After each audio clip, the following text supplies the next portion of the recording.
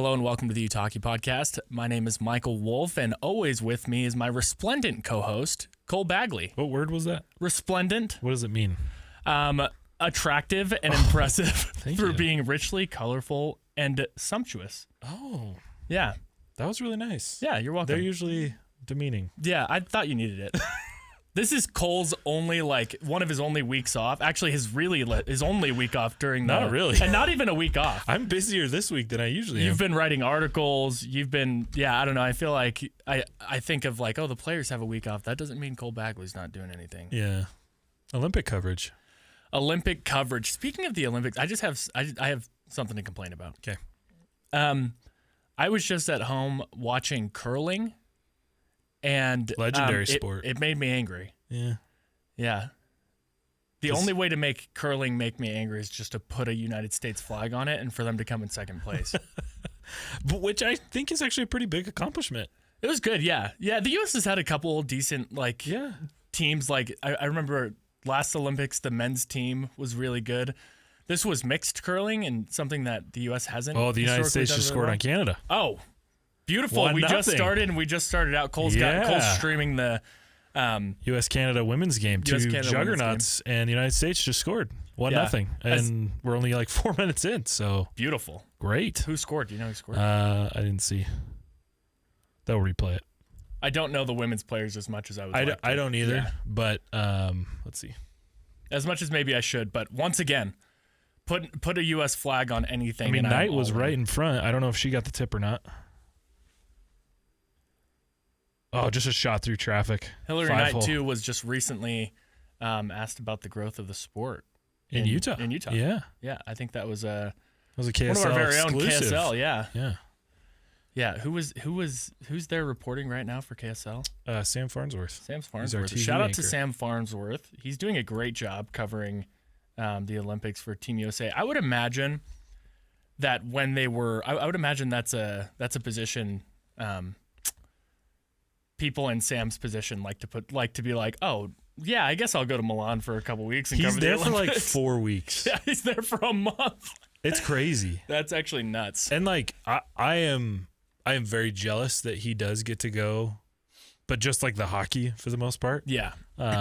Which is really cool for him, but he's working his tail off. Yeah. These are 16-hour days every day for 2.5, 3 weeks. And he's there for 4, so. Good for him. It's not an opportunity everyone gets to go and cover the Olympics. Yeah. In person, out of the States. That's pretty unreal. So I'm just looking up the roster here. Yeah, congrats to him, and that's a big accomplishment. We're gonna bring back a couple things while Cole's looking that up. We're gonna bring back just a couple things that we used to do in the past that we're gonna start doing again. So, we used to start off every podcast. This is pre-Cole, and so we used to do this with Eric and Kelly. This week in hockey history. Caroline Harvey. She's having a really good tournament. Heck yeah. I think she had 3 points yesterday. Beautiful. In the win over Switzerland. Yeah, she's playing well. Good player. Love to see it go. Anyways, USA. Yes. We'll be just commenting on the USA Canada game as the podcast goes on today. So this week in hockey history, one of the biggest sports events in my lifetime, and one of the biggest moments in hockey history because it helped grow the sport in a way that I don't think anybody thought it would. A couple years ago, the NHL announced that they were instead of doing an all-star game, that they were going to do a 4 nations face-off. Yeah, and they would have the United States, Canada, Finland, and Sweden all field teams of NHL players, and they would play against each other instead of having an all-star game. Let's just get the guys together and play some international hockey. Best on best. Yeah, and maybe in preparation for this year, because this is the first Olympics in 4 Olympics, so in 12 years that we've had NHL players play in the Olympics. And for those that don't know, that's historically you didn't always have NHL players playing in the Olympics. And even if you go back further, the United States used to not field any professional athletes. If you played in the NBA or you played in the NHL, you wouldn't be playing for your right. You couldn't be paid. Yeah, and that was a while ago. Obviously, things have changed, but this year the NHL decided to be involved. And last year, kind of in let's just give them a little teaser. Let's just kind of see how it goes. And it ended up being one of the best sporting events I have ever watched in my life. I mean, in terms of, it's funny because it was international. Yeah. But it boosted the NHL popularity like crazy in the sport. Yeah. I mean, it created fans. It created media personalities. Yeah, that preliminary round game between the United States and Canada was electric. Yeah. They had 3 fights in the first 10 seconds. I don't know if I count JT Miller's fight as a fight because he punched himself in the face. But the Tkachuk brothers, that was like must watch. You got something against JT Miller? Yeah, I do, and we'll talk about it later. No, it was everything that's great about the sport. And in the Olympics, it's a bummer because you can't fight. So for like there to be international hockey where they let him drop the gloves, like I mean that put it on the map because everybody, I remember telling people like, you got to watch this game. And then the first 10 seconds in, social media erupted. Everyone was like, what is this sport? Yes, what hockey. Are we watching? No, it was great. Yeah. It grew the sport really fast and put a lot of eyeballs on it, and which is fantastic. Yeah. I mean, I don't think the NHL has ever been more popular than it is right now. And a lot of that has to do with like, they have just, the marketing over the last couple of years has been stellar. Yeah. And I don't really ever want to see an all-star game again in the NHL. It's just, or all-star weekend. It's just boring. Unless they're going to care about it, unless they're going to actually play hockey. I just want international. I just want 4 nations again. That's all I want. Yeah. Do it. Yeah. And you can even field a couple more teams, or you could, use, and swap some teams in and out of there, obviously. In the next, who knows when Russia will be allowed to compete again, but they need to be fielding an Olympic team at some point or an international team at some point. So lots of talent there, lots of talent in a couple other countries that I think are kind of up and coming with hockey that would be exciting. But those 4 teams are kind of the 4 leaders in hockey with the exception of Russia. Yeah. Well, the biggest difference, and this is why the NBA is struggling with their all-star breaks. Nobody cares. Not just from a fan, from a player perspective. Those guys don't care, and they don't want to go risk getting injured. And I think the NHL All-Star event was similar. It's like, I mean, whatever. It's like guys just going out on the pond and skating around and having a good time, but that doesn't make for good television. That's not entertainment. Yeah. But suddenly, you ask the guys to represent their countries, and the pride kicks way up, and the interest and the desire to perform. And that's, I think, why that was such a success, is because you had guys playing their hearts out for games that really didn't matter aside from the pride for your country. Yeah, it was pride, and I think the NHL couldn't have had it work out any better in terms of the U.S. winning that first game. Yeah. And then, obviously, Canada winning the championship. That sucked. I didn't want Canada winning that game, obviously, and they still went 1-1 against a country who's like hockey's like they're like what, it's like 4th or 5th sport. So it was fine. You still lost, and then you won the important game. Yeah. Here's what I know. This is gonna whatever. I don't care. If Canada had lost that championship game, every Canadian on the planet would have absolutely written off that tournament as 100%. nothing. Yeah. And honestly, if the U.S. had lost both those games, if we had lost the first game and lost in the championship, I'd have been like, who cares? The 4 Nations sucks. But it worked. But Canadians have been like, our sport. Yeah, exactly. It worked out the best for the publicity in terms of just the U.S. winning one and Canada winning one. McDavid gets the golden goal. Yeah, and Canada barely won against Finland. Yeah. They almost didn't make the championship game. Yeah.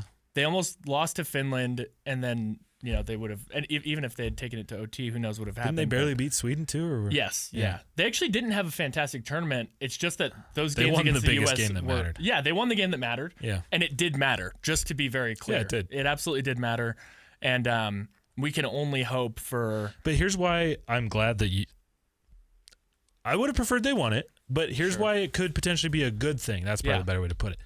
I know United States is hungry. Yeah. To go win gold now. Like, you bet. Because it's pretty much the same roster. There's a few extra guys, right? Like Thompson and Keller and what have you. Yeah. Most of that team is remembering what happened a year ago.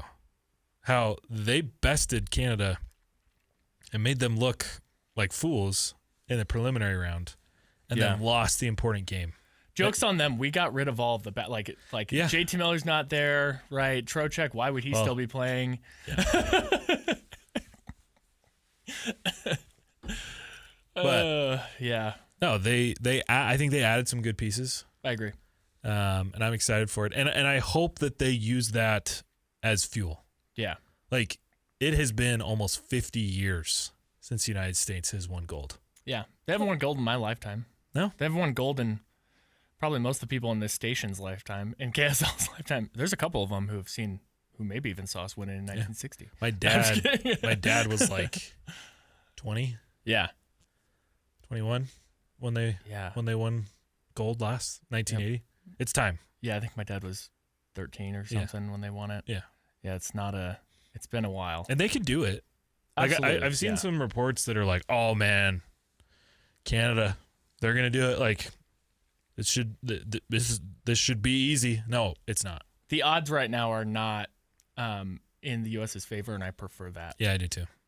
Like I saw some, I don't even bet, but I saw some lines that were very much in favor of the US winning, and we'll talk a little bit more about let's talk about the roster. Okay, we talk about the roster. Let's do it. Yeah, let's start with Keller, because I know we posted yesterday the potential like the first lines. Elliot Friedman put out the lines. If we're being transparent, he's going to get scratched in the first game. Probably. Just with the way that practices are going and where he's sitting on the roster, he clearly is seen still by Bill Guerin as like the last man in, which is kind of insane to me considering the fact that Clayton Keller owns I think he's actually taken an ownership stake in the Minnesota Wild. It's the only way that Guerin can get back at him. I know. Yeah, let's bench him for a little bit. What we can expect, in my opinion, is that Clayton Keller does get scratched, and then maybe slots it in the second game. Yeah, or the third. Yeah. So these are the lines. So you had Tkachuk, Eichel, Tkachuk, Gensel, Matthews, that line's going to be nasty. It is going to be nasty. Yeah. Connor, Larkin, Thompson, Miller, Nelson, Hughes. The third line? Yeah. Yeah, it's a good line. Yeah. There's a lot of like grit and size on that line. Miller, Nelson, and Hughes. Trocheck was rotating in at the center position, and then Keller was just the extra. So, like I said, oh my gosh, the United States just scored again. Oh, but is it being called off? I don't know if this one's going to count. Anyways. Yeah. We posted about it, and we got some traction. People aren't happy about it. No, they're not, and they shouldn't be. Sure. But to be honest, like if we're just being completely honest, it shouldn't be a surprise. I would assume that Keller was he may have been the last guy to make the team. Yeah. At least amongst the forwards. Obviously, they had to rotate some players in because of injury on the back end. Defense, yeah. Yeah, but as far as the guys who made it day one, I would be surprised if Keller wasn't, at a minimum, the second or last guy picked. Yeah, and that's fine. I don't think we should minimize the fact that he's on the Olympic roster in the first place, and the fact that he's gonna get ice time at some point. Yeah, at some point. If he doesn't, obviously that's insane and criminal because he's been playing really well. Yeah. And if you're telling me right now that JT Miller's going to get more ice time, even I look at Jack Hughes. Jack Hughes hasn't played in months. Yeah. He hasn't played in months. He can't even handle a steak knife. They said he's full go. I get that he got, what was that? He's dating that singer right now, Tate McRae. Yeah. And like she did a promotion for Team USA even though she's Canadian. I get that he flipped Tate McRae. I don't care. If you can't handle a steak knife, maybe you should be sitting on the bench for the second game. I also get that he's probably a full go and he's perfectly fine physically. He still hasn't played in now a month. Like that's a significant amount of time to miss, and then jump into the Olympics. If you guys haven't realized, I can't stand JT Miller. Do you not like JT Miller? No, I don't actually. Okay, interesting. He drives me nuts. You heard it here first. You heard it here first. I don't think he's anything special in terms of talent. I think he's kind of a cancer to the locker room. Jeez. Vancouver imploded because him and Pettersson couldn't figure it out. Yeah. And then he goes to New York and I don't know what they were doing when they made him captain. Have you seen his interviews recently? JT Miller as the captain of the New York Rangers is an insane. I forget that he's captain every time I watch the Rangers, and then I'm like, oh, I forgot that JT Miller's the captain of this team when you have players there that deserve it, players like Adam Fox, players like Mika Zibanejad. Artemi Panarin probably deserved it more than he did. Like, I don't understand. I don't either. You watch the way that he plays, does not care in the defensive zone. Just gives up. No effort. And then when they're asking him about what's going on, he's like, I don't know. Yeah, I don't even know what's happening. I guess we just need to rest. Come back with a better mindset. Come back.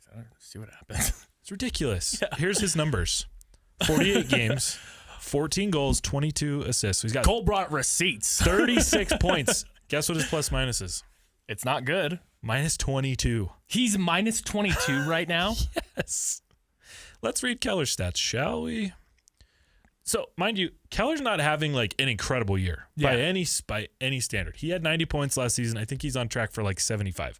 So, a little bit, a bit of a drop off, but it's okay because the team is winning. That is an important thing to look at here as well.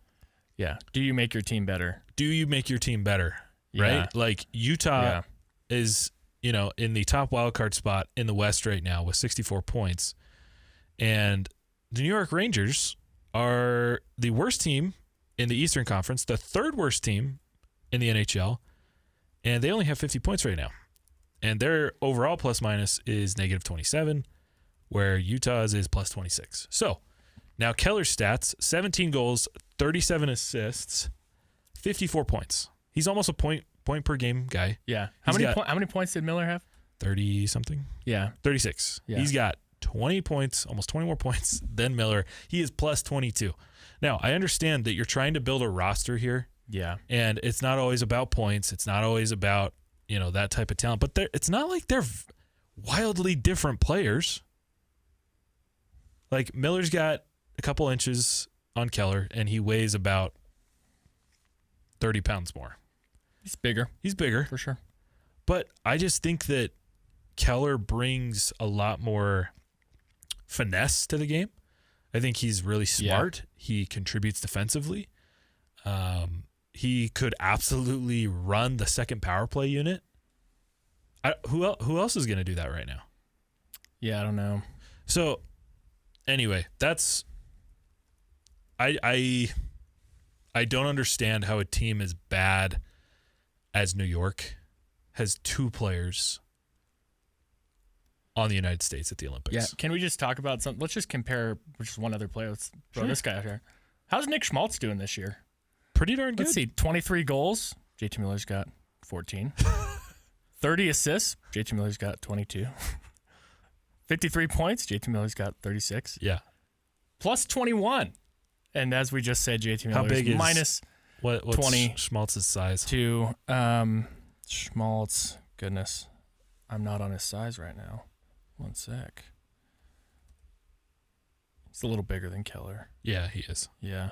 I think he probably comes a little closer to Miller in terms of size. He also has a freaking great back check. He's leading forwards in the NHL in poke checks. So he's 6 foot 184. So he's still a little bit lighter. Sure. But it's not like JT's throwing himself around. Yeah. I'm also not looking at that third line and going grind line. No. I'm not looking at Jack Hughes on a line. I would Brock Nelson, that's fine. I think Brock Nelson's he's a good center. He wins a lot of faceoffs. I just don't see it. In terms of Clayton Keller plays in that Hughes spot, I would play him over Hughes and I'd play him over Miller. I'm not saying that Clayton Keller should be on the first or second line. No, That's not at all. We're insinuating that he definitely deserves a spot on the ice. Yeah. The entire tournament until he proves himself not to. JT Miller's not proven that he deserves ice time. Not at all. I mean, I think it's a little bit of politics with Sullivan coaching the team. Had to have two of his guys, which is disappointing. I'm surprised Fox isn't there. Yeah. Like, honestly, if anybody was going to. Yeah, if any Ranger, I would be like, yeah, take Fox. But honestly, I would much prefer right now to see like I don't think there's really much of an excuse. I think Trocheck is I don't fine. have that much of an issue with that one. Him being like the second man or second to last guy on the roster. I think that's totally okay, or even the last guy on the roster. I think that's fine. I just don't really understand why Miller's there, and I would rather have. I'd take Schmaltz over Miller, and I would take Robertson over Trocheck. And I get that positions. Different positions. We're just talking but about Schmaltz forwards. could fill in on that center position, yes. and Robertson on that wing. Yeah, exactly. I don't know. We'll see. I don't know. You should put just like next Olympics, just consult me and Cole before you put the roster together. Yeah, for real. Or consult your eyes. Maybe that would be also super helpful. All right. Rest of this roster, I think, looks really strong. I'm excited about. We got to talk about the captaincy. Yeah, I'm excited about all of the lines. I think something Cole also has some problems with is the captains. And let's maybe talk about who they are, and then maybe who we would choose outside of that. Yeah, Cole, who's our captain? Auston Matthews. Auston Matthews. If you didn't know, you heard it here great. first. Yeah, you heard it here first. Yeah, I don't wow. I don't love it. Sure. In fact, I kind of hate it. I don't have an issue with Matthews as a player at all. This jacket's getting too warm. Sorry, Fanatics sent me this jacket, and it is the most comfortable thing I've ever worn in my entire life. It's really cool. But look how. Oh, dude, the collar's sick. The collar's sick. Team USA. It says Team USA on the collar, and then it has like USA wrapped around the side. It is very nice. From off season, so it's actually like Fanatics doesn't make it. Off season does, but. And the Olympians are wearing that, right? Yeah, I think I've seen some of them. Yep, and it's got the Olympic rings here in That's the corner. super cool. It's pretty sick. So I'll just go with my. I'll go with my base layer here, which is a 2002 official Olympic practice jersey. You need two of everything now. I'll let him know. Okay. I'll let him know. Anyway, I want to make this clear. I don't have an issue with Matthews as a player. I think he's a fantastic player. Yeah, he's one of the best goal scorers. He is one of the best American players. He's the best American goal scorer. Correct. Yeah, he belongs on this team. He belongs in the top 6. But I don't think, like, as we talked about earlier, the United States has not won gold in almost 50 years. Yeah. What makes you think that Matthews is the guy that's going to captain your team to gold? I replay that pass that Matthews got in overtime. That like perfect right on his stick, 4 feet in front of the goalie alone. Yes. From Larkin. Mm-hmm. Over and over again. In the gold medal game. In the gold medal game. I remember that play perfectly. Tell us where it went. Tell us where the puck went. Not in the net. Not where it should have gone. And then whose man scored? Yep. It was Matthews out of position. Well out of position. Like not even on the same planet as Connor McDavid. And left McDavid. Connor McDavid, if you guys don't know. Yeah. Probably the best player in the world. Good guy. Good player. Open in the slot. Yeah. Like right where as soon as that pass was received, it was like game. Yep. You just turned it off. I knew it was going to happen. So this is my issue with Matthews is and Josh, I don't know how to say his last name. Yohe. He covers the Pittsburgh Penguins for The Athletic. Great guy. I've met him several times. He tweeted out yesterday, or maybe the day before. He said, "Here's Canada's captain. 20 playoff series wins, 3 Stanley Cups, 2 Conn Smythe trophies, 2 Olympic golds, golden goal scorer, 4 Nations winner, 2016 World Cup winner, and MVP. USA captain, 1 playoff series, captain of the team that is synonymous with losing. Toronto Maple Leafs." Why? When you have a bunch of other dudes who have won, who have recently won cups. Yes. Why would you not? Why not give them the C? To me, he does not embody a leader that's going to drag you into the fight, who's going to give 100% on all 3 zones, who is going to step up in moments that he needs to step up. Yeah. If Mike Sullivan's in that decision-making room, I think we already know he doesn't know how to choose a captain. Right. I guess we can be happy that it's not JT Miller. Yeah, I guess he was. Yeah, I guess we can hang our hat on that. Who would you want to be wearing the C? Because we can trash on Matthews all we want, but what would the solution here be? I look at anyone on that top line. Either Tkachuk, Jack Eichel. Yeah, honestly, and people probably won't like this. I prefer to see Matthew Tkachuk wearing the C. And that's probably somewhat of an unpopular opinion. I get that there's other reasons why people don't like him. Yeah, I'm not going to talk about anything off the ice, and there is an argument that, he's a little bit of a dirty player. That's obvious. I think he would admit that. But what I like is that he plays with so much intensity. That dude is so proud to wear the red, white, and blue. And he has proven that, right? Like, I was so impressed with his Four Nations, contributions, and the fact that he played even though he was hurt. And I know there's some people that are like, well, move over. Yeah. Let somebody else play. No, I like the fact that in a tournament that really didn't matter that much, that he was willing to put it all on the line for his country. Right? Like, he battles, he fights, he's passionate, he's obnoxious. You want those guys on your team. Don't act like you don't want to have those guys on your team. Yeah. Yeah, he's 31 teams in the NHL can hate him. But if he was on their team, they'd love him. Yeah, I just don't obviously USA doesn't have a guy like Sidney Crosby. No. Who's been around and is still playing the way, like you look at great Americans that are in the league.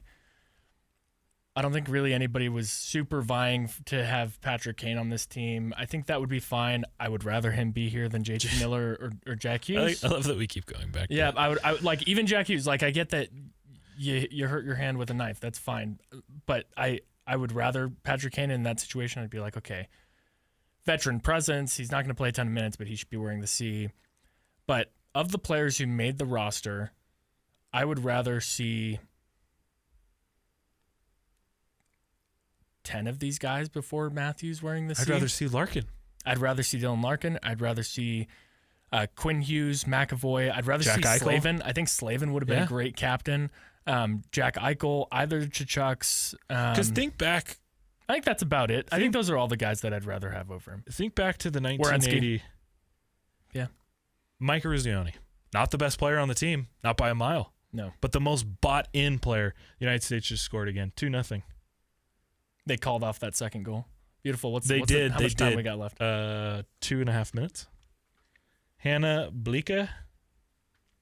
Yeah, gorgeous goal. Yeah. Behind the back pass from the corner, right in front of the net. Not a Canadian to be found. And 2-0 United States. Matthews wouldn't have scored there. Sorry, Matthews is a good player. I don't, even as an assistant captain, I think that's fine. In the right role. Yeah. He should not be the captain. Yeah. And I even held a poll for Signs. And it's not like a ton of people chimed in, but there were over 500 votes. Guess who had the least amount? Matthews. Yeah. So of 531 votes, Jack Eichel had 32.8%, and then Matthew Tkachuk 28.8%, then Charlie McAvoy 21.5%, and then Auston Matthews 16.9%. Now, I'm not saying that like the voice of reason are the people on X. Yeah. But I feel like it might be the opposite. I feel like this was a much easier decision, and I am disappointed in the way that it turned out. Yeah, it doesn't look like the players had anything to say about or to do with the selection, but great it is player. what it is. I as much as I would like to see somebody else wearing it, I hope Matthews steps up. Yeah, prove us wrong. And plays well and proves the haters wrong, because we're definitely both haters of this decision. Not haters of Auston Matthews as a person or as not at all. Anything. He's a great player. He's a fantastic scorer. This is strictly based on his play. Yeah. In the NHL for Four Nations last year. Mm-hmm. I'm not attacking him as a person at all. Yeah. But I think it's fair to say that he should not wear the C. Yeah. I do not have confidence in him to lead this team to the gold medal. I hope I'm wrong. But there is nobody that wants to be wrong more than me on this. Yes. I hope that he puts up 15 points and leads the U.S. to their first gold in 50 years. I would love it. Cole, what would be the equivalent of who would you have selected as captain last year for the Utah Hockey Club? I'm just kidding. We won't say that. I think it's different. And I know people will make that argument. Different. Yeah. But having watched so much of Keller on and off the ice, I think he has a lot more of the right mindset and character. Oh, I agree. Yeah. You know? Yeah. He's absolutely the right. He was the right choice as captain from the get go. 100%. So, but it just, this one feels more like, well, he's the most talented offensive player on the team, so captain. Yeah, that was kind of it. I would have loved to see a defenseman as a captain. Yeah. I would have loved to see Charlie McAvoy. Captains. That's not even who I would have picked. Which is fine. Yeah, I would have picked Slavin. I think Slavin last year, there are two guys that popped out and I think gained a lot of respect during Four Nations. And I think it was Jacob Slavin and Dylan Larkin. Those are the two guys where you're like, those guys played out of their minds. Like, and not even crazy out of, like, Slavin was playing out of his mind. Larkin didn't even have a crazy statistical performance. He still played well. He had a goal and I think 2 assists. Right. In 3 games. That was great. But in terms of hustle and, like, getting after the puck, getting after the boards, and not actually having that much ice time, both those guys Slavin had tons of ice time, but that's who I would have picked as the captain. I would have chose Jacob Slavin. And captains are important. I mean, like, we're watching this women's game right now. Canada does not have their captain today. Mm-mm. She's arguably the best player in Canadian women's hockey history. Maybe the best women's player of all time. She's not out there, and her team is when losing. It comes down to it, I think she will end up being. Yeah. So anyway, I could talk about it all day, and I'm sure that there will be plenty of people that disagree with me, and that's fine. Yeah. But that's just like your opinion, though. Yeah, exactly. We'll move on to another segment that, once again, when we started, we would kind of teach hockey slang, and I think recently this term has come up, but we're going to talk a little bit about what it means to be a glue guy real quick. Okay. A glue guy is a selfless, high-character player who binds the team together with positive energy, hard work, leadership, focusing on little things like communication, hustle, supporting teammates rather than just scoring goals, making them crucial for team chemistry and success. They're the essential, often unsung difference makers who elevate others by creating a cohesive, positive environment on and off the ice, ensuring the team functions as a unified unit. There's a player who is just so obvious in my mind for the Utah Mammoth. Who do you think the glue guy of the Utah Mammoth? Schmidt. Yeah. Ivan Klaus. Yeah. I mean, there are. Schmidt. Yeah, I mean, there are other guys. I think John guys. Marino is a glue guy. I think he's a little bit more quiet, reserved glue guy, but he's one of those. Amongst the forwards, I think Michael Carcone's kind of a glue guy. You know. Yeah. I think Lawson Krause. Yeah. He's kind of turned into a glue guy. He wasn't that last year, but has since, transformed into a completely different player for Utah this season. Glue guys are important. Guys that are just even keel, that just kind of stay steady, who don't, when things are going wrong, they're still playing the same game, and they're kind of help the team ride it out. Yeah. And I think Nate Schmidt may have been the most important offseason signing this last summer. I don't think it's may have been. I think he was 100%. Yeah. The most which is like kind of surprising. You talk about, I mean, in terms of like free agency, it absolutely was. I think the only other player that you're really arguing for in terms of was signed this offseason who is the player we traded for in JJ Peterka. Yeah. But even then, I still see Nate Schmidt as a more important player. I do as well. That's what you're hoping for when you bring in those types of veterans. Yeah. Is that they're going to be your glue guys.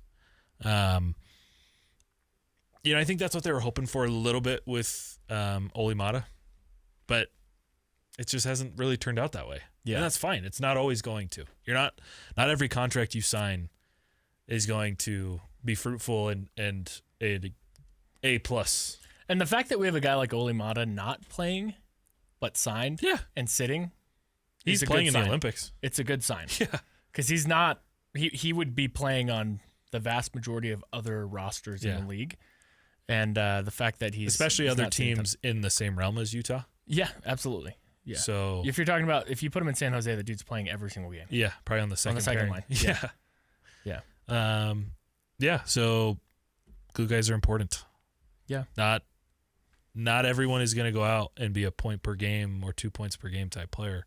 Yeah. But they're still very impactful, and I would say that a lot of this team's success this season and their maturity and their ability to learn how to become even-keeled has everything to do with Nate Schmidt. Yeah. So, awesome contract. He's a great guy. I love talking to Nate. Not only is he like funny and charismatic, like he is genuinely such a good human being. You guys also both. We don't are have any both hair. bald, yeah. Yeah. I was looking at It's so you can't communicate with your spaceship. No. Not unless we put the antennas on. Yeah, exactly. I was showing my son a video interview that I did with Schmidt, and first thing he pauses it. He goes, "Dad, that guy looks just like you because he doesn't have any hair." Yep. Can we talk about Nate Schmidt's quote that you got from him before the Olympics? Here, I'll just give this to everyone. This is the morning before the Detroit game.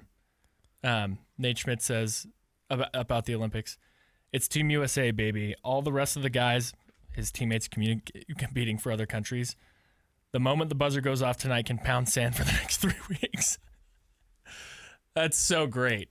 That I love that. He's not even playing. He did play in the World Championships a couple years ago, and played well, and actually was the captain of that team.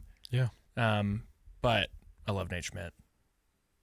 Every time he says something, I'm like, I don't think I could like you even more. And the next time he says something, I'm like, I don't think I could like you even more than I do now already. He's a really smart player too. Him and John are one of the best defensive pairings in terms of plus minus. Yeah. They're up there with they're one of the best defensive pairings in the league. Yes. And they're still scoring points. Like John's been kind of hot lately. Schmidt will get you a point every other game. He's playing great. So I love that defensive pairing. It'll be exciting to see how the team kind of comes out of the break. Because obviously we could go on about the Olympics, but I think we have a lot of fans kind of wondering, what does this team look like after the Olympics? You have Daniil Boot, who is sent down to the AHL. You have Dmitry Simashev still down in the AHL. You have people wondering, are we going to make a move? Are we going to trade somebody? Are we going to sign someone? So kind of an exciting next couple weeks, because not only do we have Olympic hockey, but then it begins kind of the speculation around what the team looks like coming back. Does Simashev come up? Because Kerfoot and Cooley are coming back. Where do they line up into the roster? And I'm excited because I think this team looks better coming out of the break than going into the break, and they looked really good going into the break. Also, if you go to Daily Faceoff right now, the Daily Faceoff has like the NHL line combinations, and they update them often.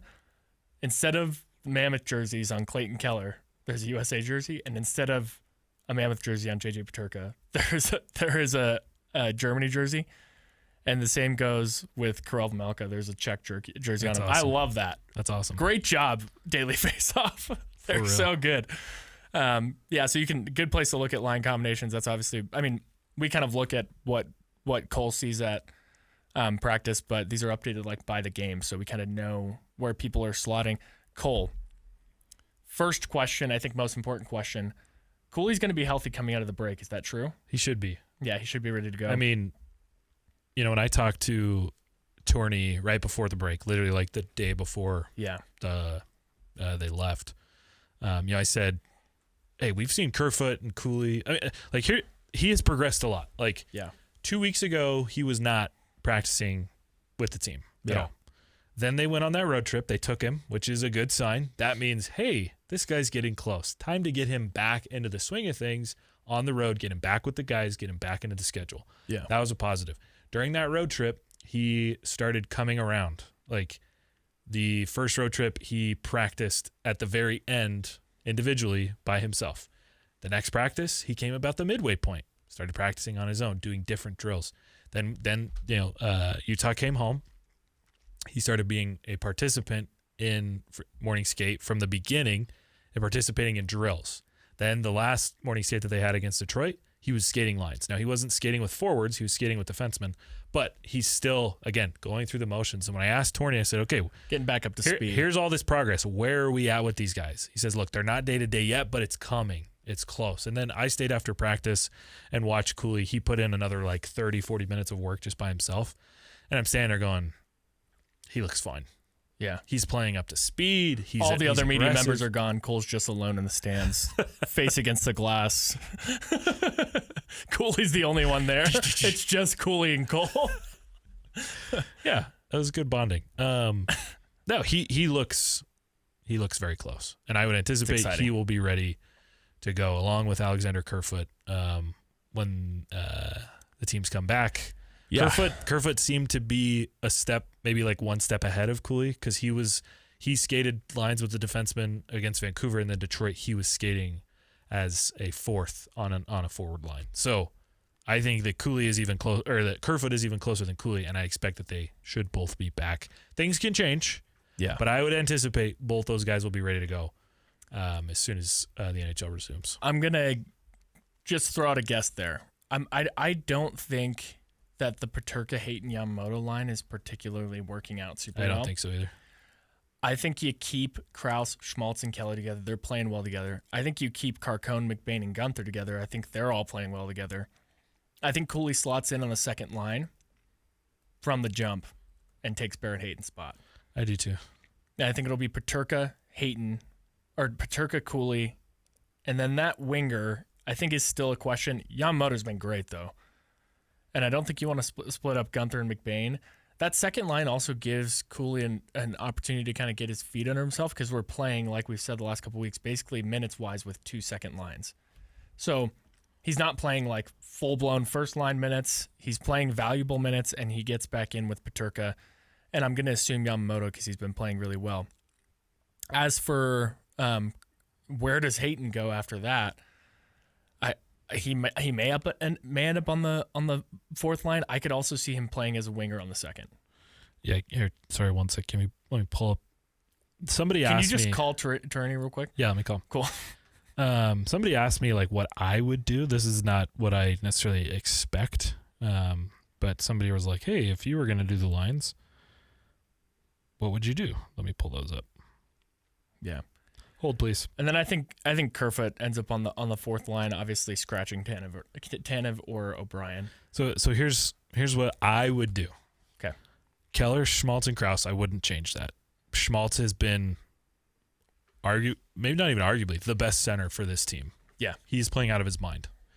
He's having a career season, I think, because he moved back to center. So I would keep him there. I would reunite the kid line. Okay. I would push. So you split up McBain and Gunther. It's just been like it was really good when it first came back, and now it's just kind of been a little stagnant. Not that they're not scoring or producing, but I don't know. I really like the kid line. I know there's a lot of hope and a lot of expectation for that line to like become a thing again. Yeah. So I would reunite it. Give it a shot. Why not? And then I would Peterka, Cooley, Gunther, and then third line I would do Carcone, McBain, Yamamoto. Yeah. That is a checking line. And it's funny because Carcone and Yamamoto are small, but they play way bigger than they are. They do. Like that is a true checking line. They sacrifice their bodies a lot more than Yamamoto has shown that the dude can score. So it's not, I mean, he can't score to the level of Dylan Gunther. Yeah. But Carcone and Yamamoto have had great seasons stats-wise. Something that when we started this season, you were like, those guys are going to get scratched a lot. Right. And they've proven otherwise. Right. So you'd be knocking Hayton from center. I'd put him at left wing. He's played that before. Yeah. And then Stenlund at center on the fourth and Kerfoot on the right. So you'd be scratching Tanev and O'Brien. Yeah. And obviously rotating those guys as it's come along, but we'll see. And we'll see what happens with Boot and Simashev.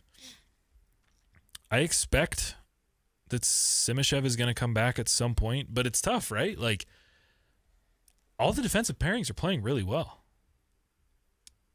You know? Yeah. Like, DeSimone has been really pretty darn good next to Ian Cole.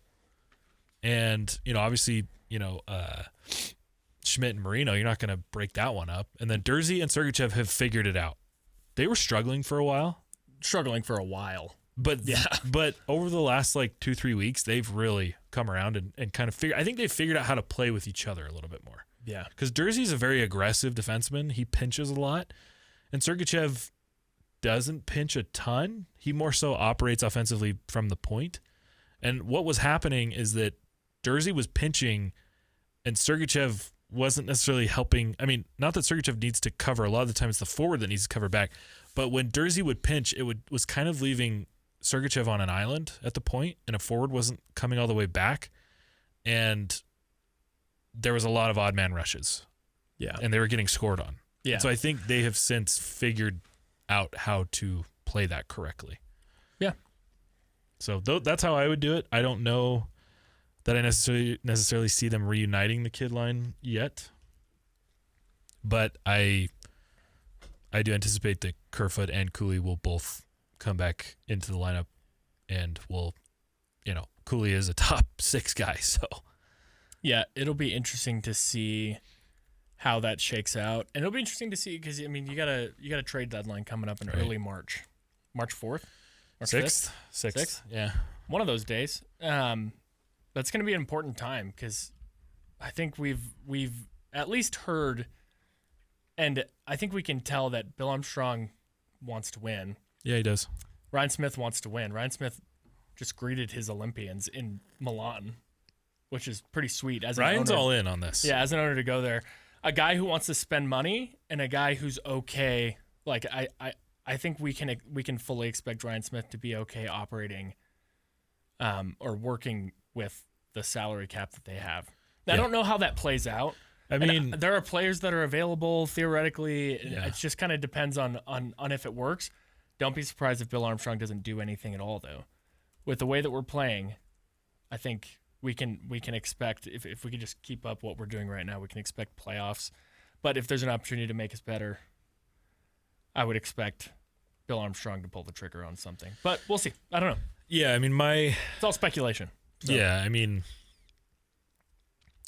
in conversations I've been a part of, and then as well reading between the lines, I could see them making a trade or not. And I think that's kind of the way that Bill likes to... You heard it here first. I think that's the way that Bill likes to operate. Yeah. Is not... Nobody knows what he's going to do. I think he thrives in that way. Look at the Sergachev trade. No one saw that coming. No. Look at the Peterka trade. No one saw that coming. Yeah. And so for him, it's always about... He's always going to be active in scanning for potential deals. He's always going to... He said that publicly. They will always take a look at what's available and see if it can improve the team. And, with that being said, I think the way that they approach that, the deadline is the same way of, look, who's available? Yeah. Who could make our team better? What assets do we have to give up? And who matches kind of the timeline that we're dealing with? Now, there were some reports that Utah was interested in Panarin. I don't doubt those at all. I don't know that they were necessarily going to offer him 4x11. That seems wildly out of character for what this team's trying to do. Yeah. He's 34. Think about the timeline. Yeah, He's like not on you want to be paying a 38-year-old $11 million? Yeah, last year, 4 years. Last year, their contract? When you're trying to push for a Stanley Cup? Like, let's no go way. look in 4 years. TJ Ginla's going to need a contract. Caleb Denoyer is going to need a contract. Yeah. Simashev's going to need a contract. Keller's going to need a new contract. Yeah. Depending on what they do with Schmaltz. Schmaltz could be, needing another contract. I don't know. Yeah. I mean, he's a little bit older, but yeah, I mean, Sergachev, like, I don't doubt that they were interested, but I don't buy the 4x11. That just does not seem like something that Utah would do. Yeah. That's a lot of your cap space coming up. Tons. On a guy, for a team that's not quite ready to win yet. Yeah. Ready to make the playoffs, not ready to. I don't necessarily love that LA picked him up either. That one doesn't make sense to me. They're not. Yeah. Like, I was more so expecting a team on the cusp of, like, we need, like, one guy. I think we were expecting, like, a Dallas, Tampa Bay, Vegas. Florida, Vegas. Yeah. Kind of thing, because Vegas likes to get every single name that's available. So it just, that one, it upgrades them for sure. Yeah. But I think it raises your ceiling from like first round to second. Yeah. So anyway, this is what I would expect is that don't be surprised if they do something. Don't be surprised if they don't. because this team is playing really good hockey. They're going to get it's almost like they're getting upgraded. Cooley and Kerfoot are coming back. And so you like Kerfoot on that second line over. You mean Cooley? Sorry, you like Kerfoot on that on that fourth line. And you like obviously Cooley at that second line. Right. It makes this team a lot better. But you know the Mammoth are approaching that period, that weird in between period from rebuild to competing, where you have to figure out the direction that you're going, and you also have to start kind of moving assets. They've got too many prospects to sign. They've got picks that are not going to be worth as much anymore because they're starting to transition away from the lottery. Yeah. So you got to start moving those. So yeah, I know people are like, well, why don't you have a specific answer? It's like, well, because I don't think Utah has fully decided what they're doing. It's my co-host Bill Armstrong. He's here to give us all of the answers. Yeah, it's all kind of speculative. So it'll be exciting to see what happens. I love the NHL trade deadline. It's kind of always one of those situations where you're hoping that good players get moved east. Please leave. Well, and one other player that I think, Nazem Kadri. He's 35. So again, I don't love that, but he's way cheaper than what Panarin $7 wanted. million a year is that's one you can a bargain. Yeah, that's one you can definitely swallow. That, yeah. And I think there's only 2 years left, maybe 3 after this year. Yeah, he's on his that's one that I think could make sense for Utah because you need another.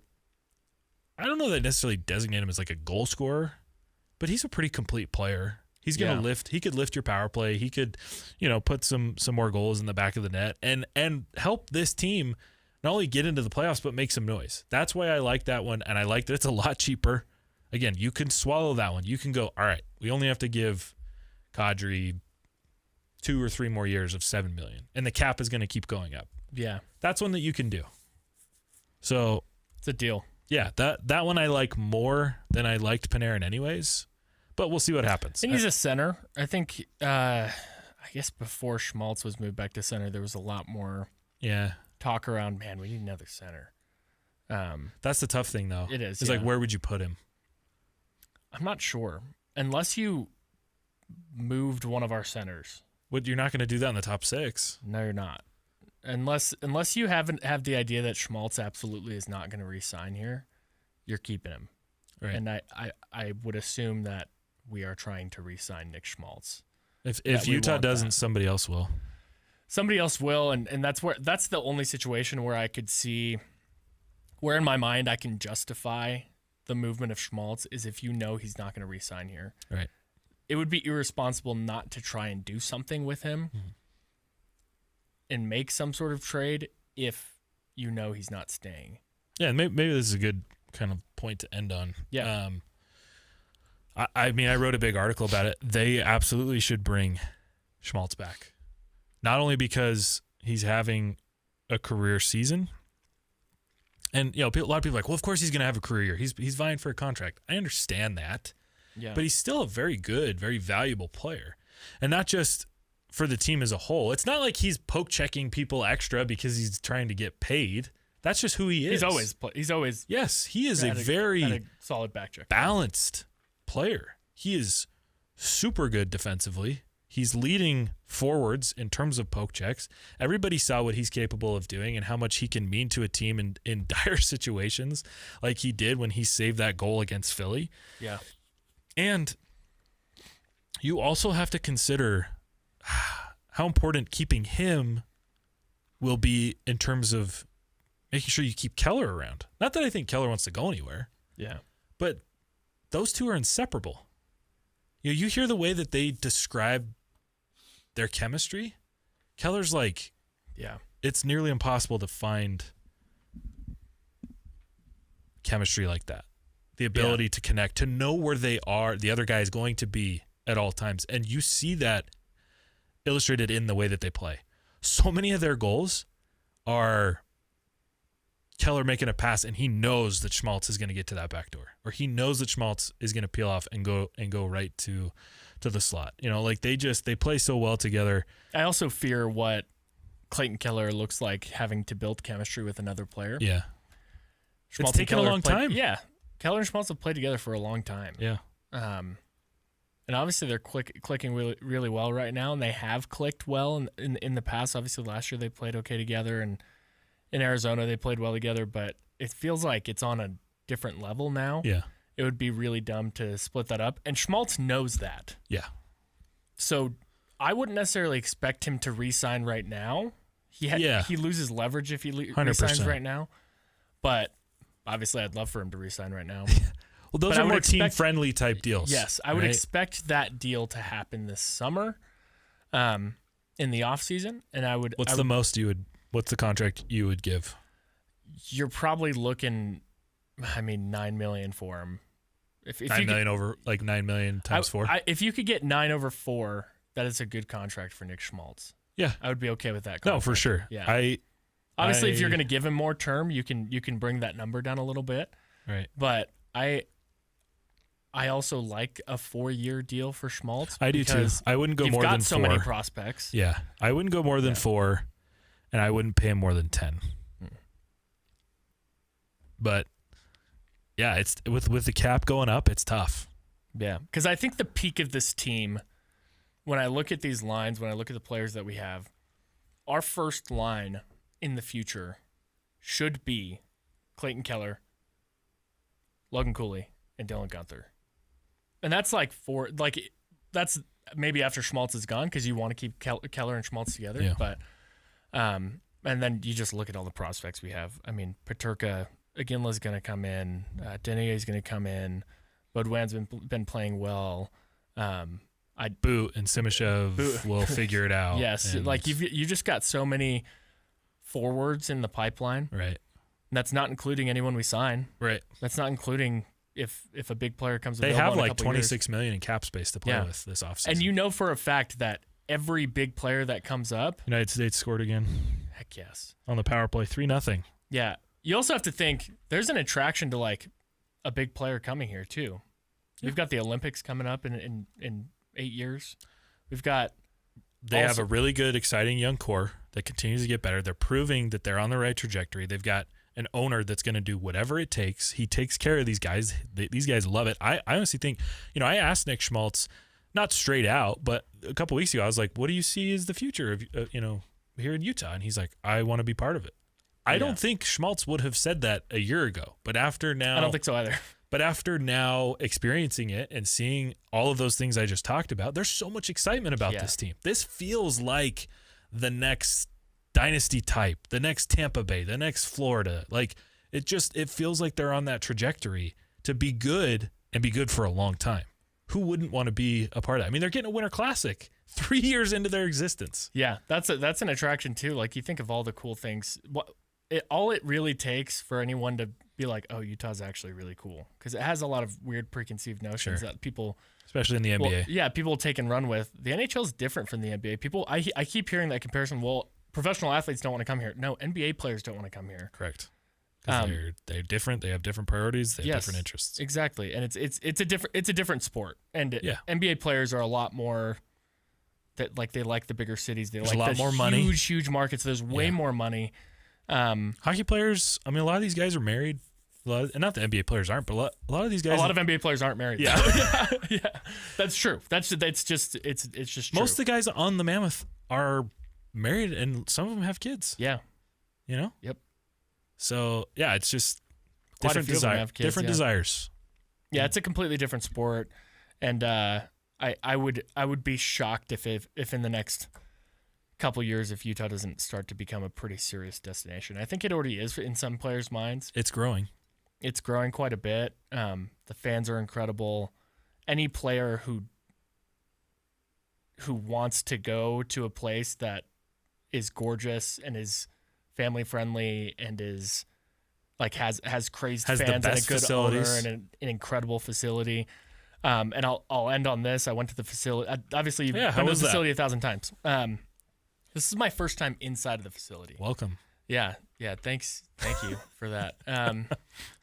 It's the first time that I got to experience it. I was invited to an event on Saturday, and the practice facility is immaculate. I took my son skating there for the first time. It was his first time on skates. He loved it. The staff was incredibly friendly. The ice skated really well. Obviously, it's pretty new, so that's nice. The decor is amazing. The build is awesome. The wall of the jerseys for the inaugural season is super cool. The fact that it's open for fans, like it is going to be a place where hockey lives. Well, yeah, it would be, and like I just love the name. The name they came up for it. The name is the most drum roll. It's the most search authoritative name you've ever heard. And give it to us. The Utah Mammoth Ice Center. No one will question what's happening there. Not at all. Yeah, it's like the Utah Hockey Podcast. It was my first thought when we named the podcast. It was like, hey, SEO's big. We were thinking all these different things. I was like, when people want to look for a Utah Hockey Podcast, what are they going to search? Utah Hockey Podcast. When people want to go and skate, the Utah Mammoth Ice Center, it will be so clear. I would assume that in the future there's some sort of sponsor on the building. Whatever, doesn't matter. The practice facility is immaculate. It's awesome. They'll have skate rentals. I think it's they're doing like tons of stuff. But I signed my son up for the Learn to Play program. Oh, cool. Yeah, I'm really excited. How old's your son? 5. 5. So yeah, cool. We're actually getting him fitted today for his gear. This is a killer deal, by the way. $250. Mm-hmm. You get all the gear, helmet, gloves, sticks, skates, like everything, and you also get 8 weeks of practices or whatever. Is it full? I don't know. It wasn't when we signed up. It probably is now. Sure. But yeah, I mean, you would spend probably $400 or $500 alone on gear. Just gear, yeah. So to get the gear and 8 weeks of practices that are good, like they're gonna teach him better than I could teach him. Does your son know how to skate already? Yeah. Or is it, so yeah, he's been on skates, but it's dad teaching him, not like trained professionals. I didn't realize how hard it was to teach a kid how to skate. It's really hard. It is so challenging. There was a kid out there who was 3 years old, and he was just ripping around the ice. And I was like, I asked his dad, I was like, how? Right. He was like, we got him a private tutor. I was like, so that's what it takes. Yeah. So if there's openings, sign your kids up. Yeah, absolutely. Do you know what I heard was second in terms of the name? What? That it was going to be the Cole Bagley's Rabies Awareness Pro-Am Fun Run for the Cure Utah Mammoth Ice Center practice facility. Didn't they discover that you had rabies after I hit you with my car? Yeah. In the KSL parking lot? Exactly. No, it was when you trapped the bat on my head. Oh, okay. After we recorded one of these. Yeah. With a bag. Yeah. Yeah. Well, I'm glad they found it. Thanks for saving my life. Yeah, you're welcome. They wouldn't have found it if I didn't do that. Wouldn't. But yeah, I mean, it was close second, only lost by like a couple votes. So yeah. We were that close. Yeah, I kind of wish they had put it out there. Yeah, why wasn't there a vote for this? Why didn't we get... We love to vote. We love to vote for things in Utah. I wanted a Qualtrics link to name the practice facility. Yeah, that one probably would have won. That's why. Yeah. It's too risky. Yeah. I heard the Michael Wolfe Memorial Stadium was up there, but yeah. But that event was amazing. It was a kind of... Did you see the back end of it or just the ice sheets? Like, did you get to go back and went to the locker room? Okay. So like got to walk through the locker room and then upstairs, just kind of in that like common area to... Sweet. They had like free swig there. So nice. Yeah, it was sweet. We didn't see a ton more. So we didn't get like a full blown tour. I think like you've probably seen a lot more than we have. It is, yeah. Like the ice sheets and the locker rooms and stuff, like those are very, very impressive. We did skate both sheets, so that was cool. Sweet. Yeah. It only gets better, like the deeper you go into the facility with like this massive room with weights and like a turf field for them to like train on. Yeah, like train and the hot tubs and like the... I did go into the hot tub, just nobody caught me. Oh, okay, cool. Nice. No, we didn't see anything offices, else, the kitchen, the food, unreal. The best food I've ever eaten. Do you have the food often? No. I had it once. Just one time. It was right when they opened it. Sure. They let us see the whole thing, and they had the chefs like making dishes that they would make the players. Cool. Jealous. The best steak I've ever had in my life. Yeah. See, the more I think about it, the more think I probably should have just become a professional hockey player. Yeah, you really missed out on that. If I didn't sprain my ankle in elementary school, I probably would have been able to do that. Yeah, it was close. Yeah.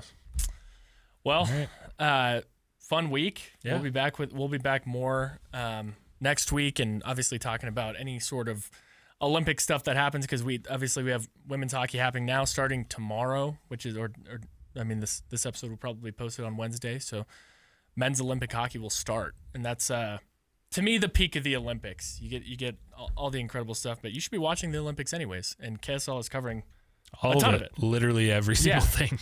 Yeah, everything, because they're the NBC affiliate for the area, and NBC is the home of the Olympics for the United States. So follow KSL Sports, KSL News on social media if you want anything to do with the Olympics at all. And obviously, follow our guy Sam Farnsworth. He's doing a killer job. He's doing a great job. Boots on the ground. I think there's multiple KSL people there right Gephardt now. is over there, I think. Yep.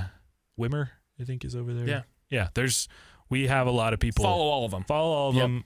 But Sam has done phenomenal. He's interviewed Keller and Hillary Knight, and his content is pristine. Is very, very good. He's doing a great job. So follow them. Obviously, follow us on Instagram. Follow Bagley KSL Sports on X and on Instagram, and NHL Utah.